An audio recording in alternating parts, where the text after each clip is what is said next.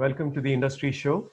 I'm your host, Nitin Bajaj, and joining me today is Rob Chesnut, the Chief Ethics Officer, or as I like to call it, the other CEO of Airbnb.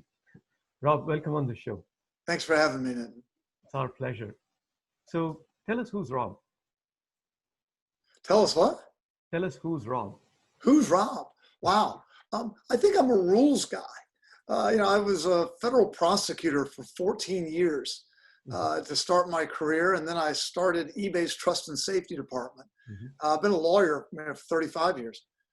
So I'd like to think that I'm about rules that make sense and the rules that have some heart in terms of trying to do the right thing. And as you started to mention that, tell us, what does a chief ethics officer at Airbnb really do?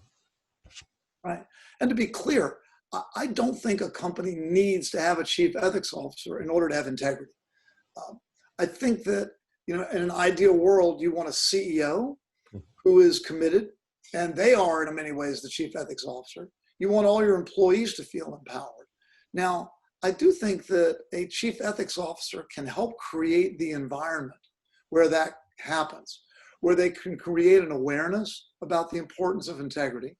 I think the CEO has to set the tone. So I like to say that the CEO is the thermostat for integrity, not the thermometer. Give a perspective on how does Airbnb, across its global operations, how do you go about ensuring compliance, safety, trust, maintain the brand amidst all of these challenges? I think it's a responsibility, though, right? I was at eBay. At the time, we had 7 million items listed on eBay every day in multiple languages, running live auctions. And I was supposed to figure out, how are we going to stop illegal items? How are we supposed to stop offensive items? It was a huge challenge. But with, I think, big success comes an obligation that it's your platform.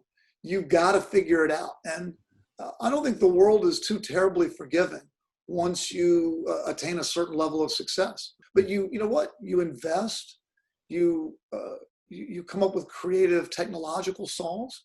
You put a lot of people at it. Because I think, eBay, Airbnb, they're in the trust business. They don't sell anything.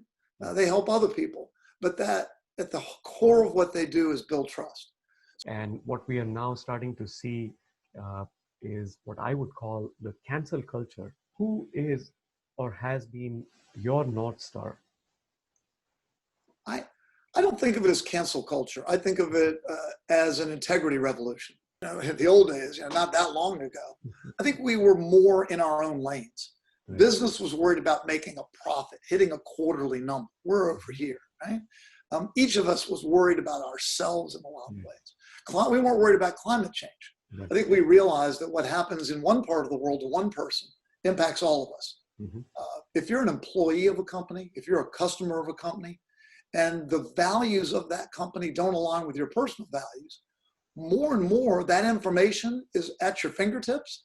It's being thrown right in front of you, and you're reacting to it. You don't like it. And I understand that. And by the way, I applaud it.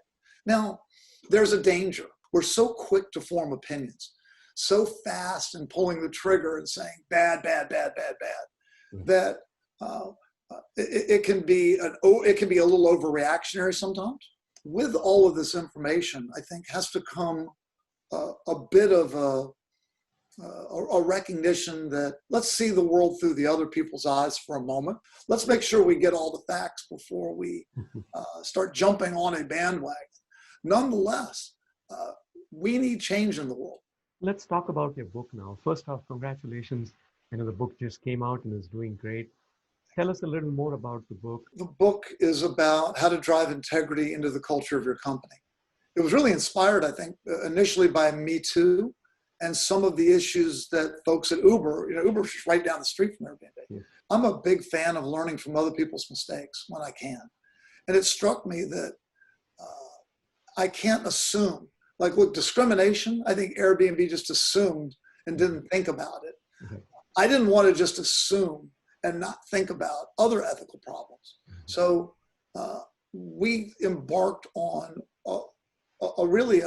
an examination of what can you do to get employees bought in to a culture of doing the right thing with integrity.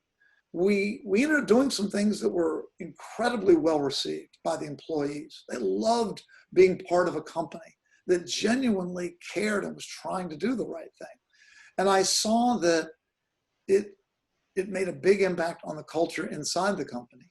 And I think through that sense of community, I think also helped drive the business. So, my reaction, was, inspired by my wife. Of course, she looked at it and said, "You should write a book about this. This is really cool. Other companies ought to be doing this." I was like, "I don't have time for it." And she said, she pushed, which is, she's great at that, and said, "Look, I'll get you a writer and I'll get you a major publishing deal." Because she used to be an agent, a book agent, a long time ago. Nice. And I said, "All right, you get me a writer and a major publisher and I'll do it." Thinking, she would never do it. And of course, she did it. So I followed through on it.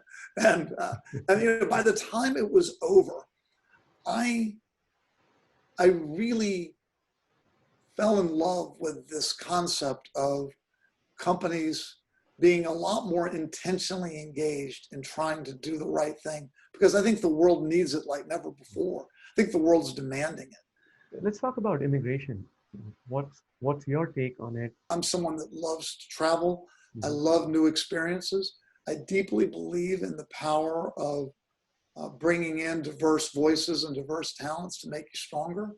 I think this country has been built on immigration. Yeah. One thing we need to do a better job of as a country is there are certain people in our country who have been left behind. And I think that they feel, I think understandably, jealous of the fact that people are coming in from outside the country, outsiders, and I think they see their success and they want to be part of that success. And I think that's driven negative sentiment about immigration. I think for me, the right answer is not limit immigration. It is, how can we make sure that we aren't leaving behind a whole class of people in the United States, people who maybe were in the auto industry, maybe in the coal industry. What can we do to reach out and give them a hand to help them participate in a lot of the success that companies are having? But I think we need to do some reskilling because the economy's moved very quickly. And as a result, I think some folks have been left behind and need some help. And I think it's in all of our interest to help that reskilling process. Let me ask you, how often have you thought about your race and your ethnicity? That's a great question because it demonstrates how little I've had to think about it. The truth is, I haven't been discriminated against in life, right? Ever. I'm a white male. Yeah. And the problem with that is that I miss the perspective of people who have experienced it. To go back to the Airbnb discrimination story. Why was everybody at Airbnb so surprised back in 2016 when this came out? Well, I think in hindsight, what the company realized was we didn't have any Black leaders, very few, right? If we had had more Black leaders, we would have had more people in the room who actually understood what it was like to be discriminated against and felt it. And actually could have raised their hand and said, something, I bet we've got a problem here. We need to get ahead of it.